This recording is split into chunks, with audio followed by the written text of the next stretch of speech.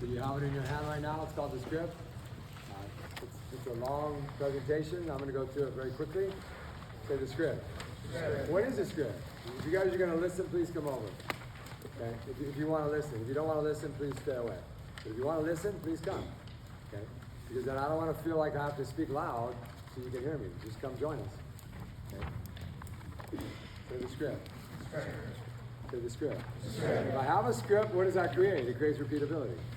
And so when you go to a game and you listen to players communicate on defense, the problem is nobody does. When I say nobody, I'm talking about over 90%. And so it's quiet. Go to any travel ball field, just go and listen, you don't hear anything. Coach might say one or two things, nobody's talking. Okay? And that's a problem. Say vocal rhythm. So rhythm is a product of two things. Movement, see how I'm moving? Rhythm, every pitch. So I create rhythm with my dance at the pitcher. It's hit, see I have rhythm in the movement? Okay, rhythm is a repeated pattern of movement, write that down, it's a repeated pattern of movement. So if I'm repeating my pattern of movement, movement is rhythm. So if I'm not moving into the pitch, you lose rhythm. When the ball is sitting, you won't have rhythm.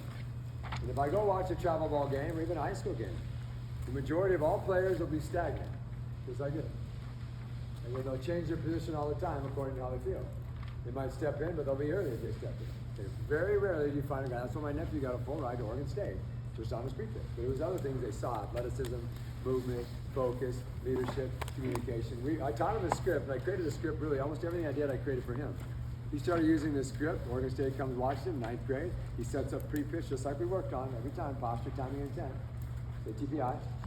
Timing, posture, intent. Timing is on time every pitch in posture with intent. I want the ball. You can see it in his face.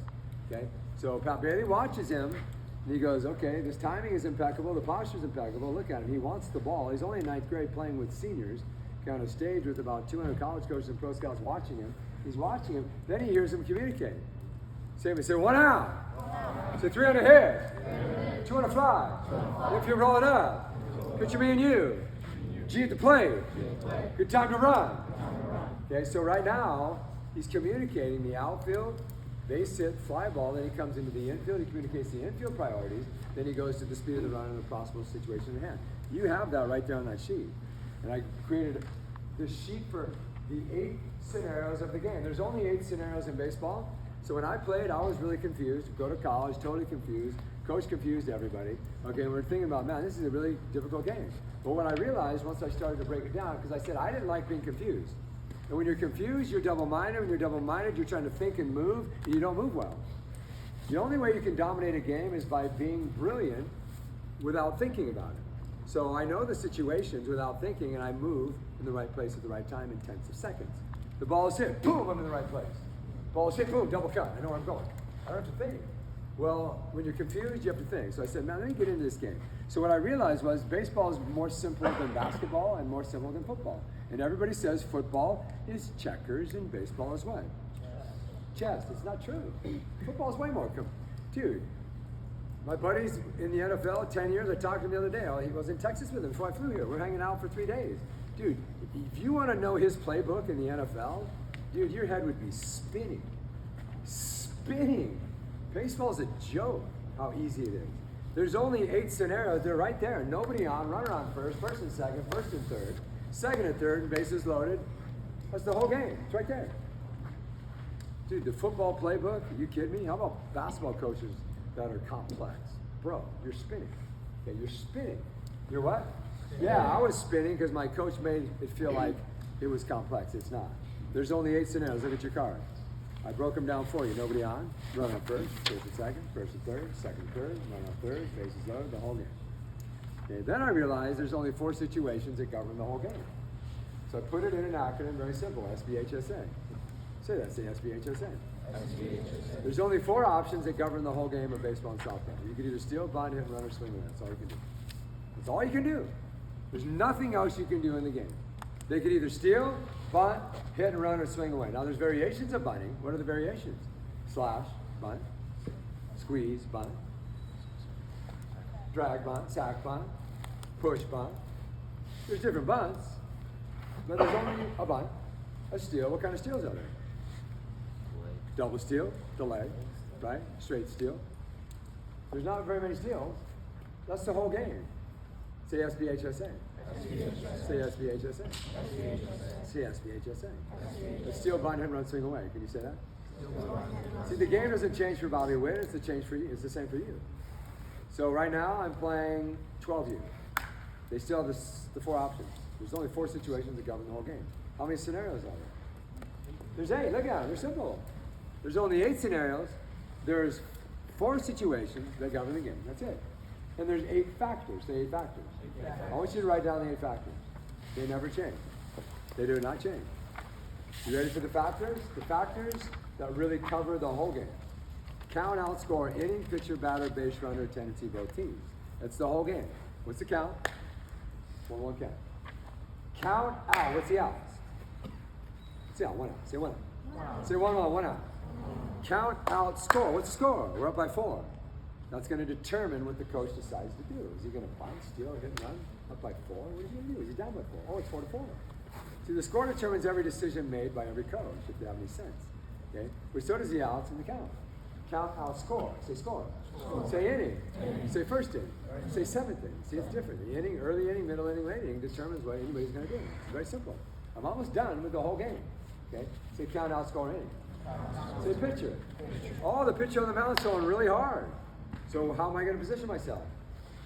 Are they going to squeeze bunt with a guy throwing 95? Probably not, because the guy probably will never bunt it, right? He's got a quick delivery to the plate. He throws 95. You think they're going to steal bases? Probably not. So everything's going to be determined, positioning and the situations according to the guy on the mound, right? But also the count, outscore, pitcher, the pitcher, now the batter. Who's batting against the pitcher? That's the 4-hole, and he's never late. He hits 95 to pull side, right? So I got another pitcher and the batter. Okay, then I'm done with one more. There's only one more. Anybody remember what I said? The tendency of the team. So before you play the team, every team has a tendency. If you play the Yankees, you think they're sack bunting? Early innings? Middle innings? Late innings. They're not bunting ever.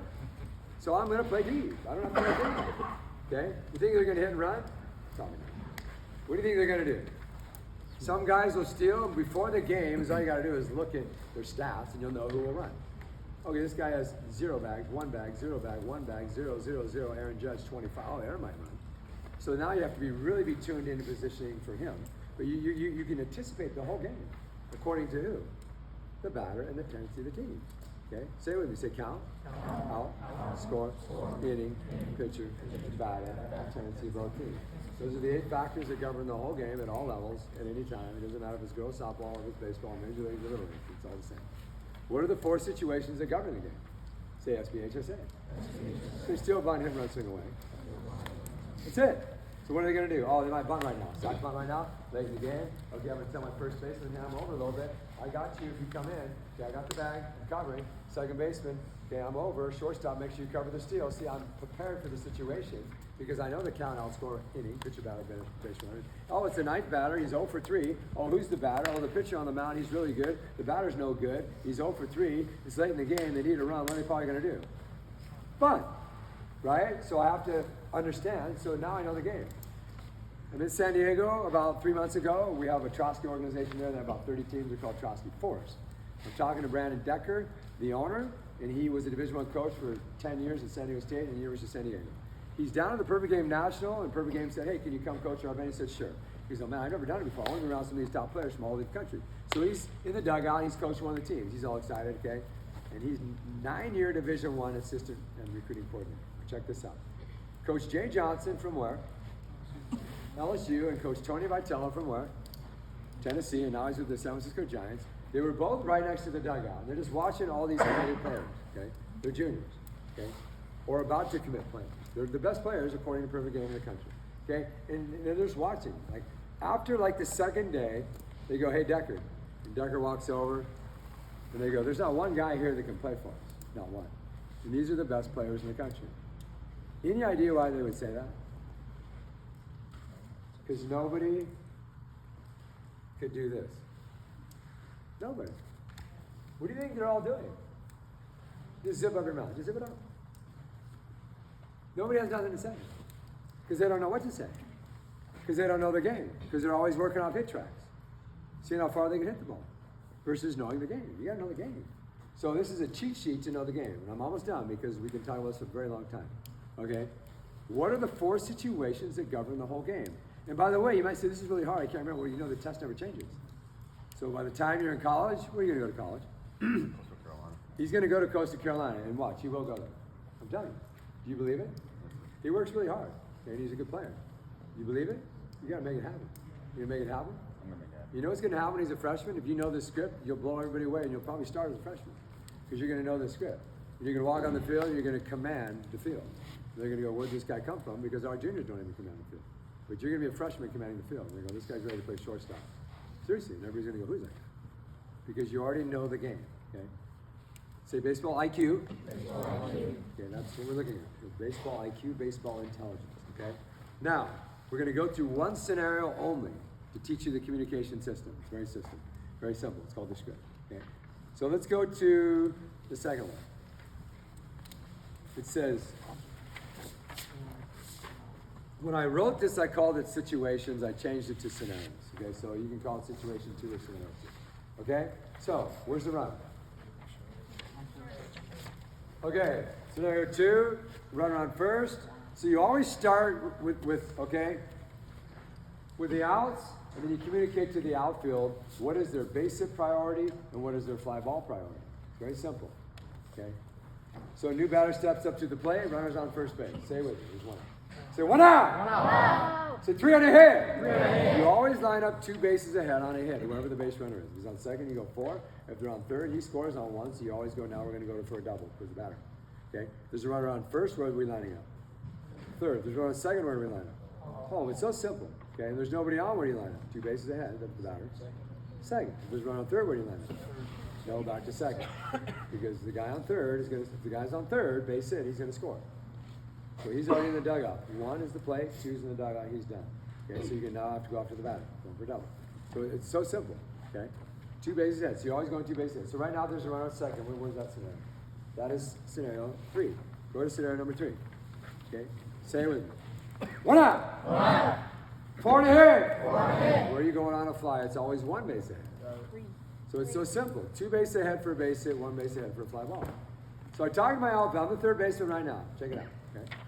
I turn around, hey, we got 1 out, 4 and a hit, 4 and a hit, 3 and a fly, I got you. Who is the relay guy to go home? Third base. So I'm reminding him, I'm reminding me, okay? But where do we go on a fly ball? Who's the relay guy? The shortstop. So he's got to also communicate, but everybody's got to communicate. Okay, he's going to say the same thing. We got 1 out, 4 and a hit, 1 out, 4 and a hit. Me and you, tag play, tag play. 3 on a tag, 4 and a hit. Then you turn to the infield, and it's all you just communicate what is the priority in the infield. What's the priority in the infield? Just look, you'll see it. Runner on second, what's the priority? Check the runner and go what? Okay, check him, go on. So now you communicate the infield priority. Infield, check the runner, go on, check the runner, go on. Okay, what else should you do with the runner on base if the ball is hit in the infield? You should dive if it goes through so the guy doesn't score, right? So I'll tell him too, leave your feet, right? And then boom, I'm ready. Now I can communicate any extra information which would be the speed of the runners and the possible situation. So what's the possible situation with the runner on second with 1 out? It's a good time to do what? To steal. Okay, with no outs, it's not a good time to steal. How come? Because your out priority is don't be the first or third out at third base. It's simple. Guys, it doesn't change ever. What I'm teaching you right now is the whole test. I'm almost done with the whole game. You're like, that's not simple? Yeah, but it's confusing right now because I got all this stuff thrown at you. But if you literally pay attention to this sheet, and you pay attention to what I'm talking about, by the time you've done this for a couple of years, you would dominate. Because you never have to think. Okay? And you're communicating what you're going to do. Whose is this? That's you. Say the script. Say high IQ, high instincts, high return. If you want to have instincts, meaning you move without thinking, that's a product of your IQ. And then you get high return. Your results are really good. Okay? What we're going to do, okay? We're going to work off our knees right here. We're going to work 3 hands.